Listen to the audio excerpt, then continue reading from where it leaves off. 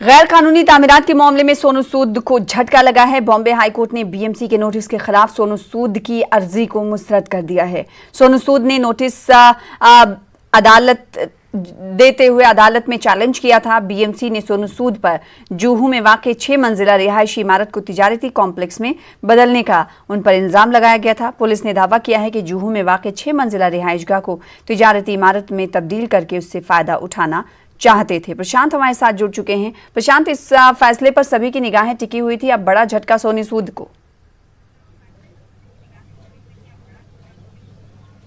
जी बिल्कुल, देखिए इसमें कोई दो राय नहीं है और यही उम्मीद भी थी, क्योंकि जिस तरह से दलीलें सोनू सूद के वकील की तरफ से दी गई थी, जैसे मैंने सुबह बताया था कि उनकी तरफ से 3 महत्वपूर्ण बातें रखी गई थी। उनका कहना था कि बिल्डिंग जो है 1992 से बनी हुई है, उसमें कोई भी तोड़क कार्रवाई क्यों नहीं की गई अब तक। हालांकि उसका जवाब देते हुए बीएमसी ने कहा था कि इसमें 2 बार पहले ही तोड़क कार्रवाई हो चुकी है, लेकिन उसमें बाद में फिर रिकंस्ट्रक्ट किया गया है।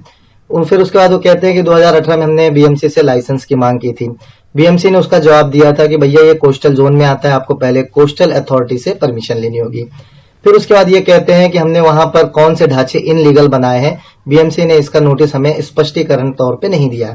तो बीएमसी ने कहा कि हमने कई बार इनको नोटिस भेजा था, जिसका ना तो जवाब और ना ही कोई पूछने के लिए हमारे दफ्तर में आया।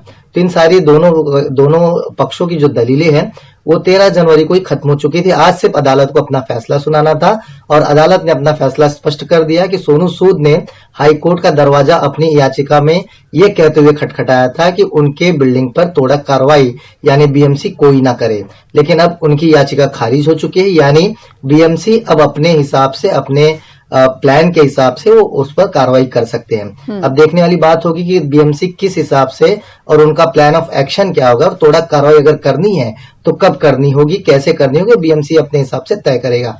लेकिन ये बहुत बड़ा झटका सोनू सूद के लिए है और निचली अदालत से भी यही बात जो है स्पष्ट हुई थी और जिसको चैलेंज किया था सोनू सूद ने मुंबई हाई कोर्ट में। जी, तो मुंबई हाई कोर्ट से भी कोई राहत सोनू सूद को मिलती हुई दिखाई नहीं दे रही है। बेहद शुक्रिया प्रशांत हमारे साथ जुड़ने के लिए, अपडेट फराहम करने के लिए।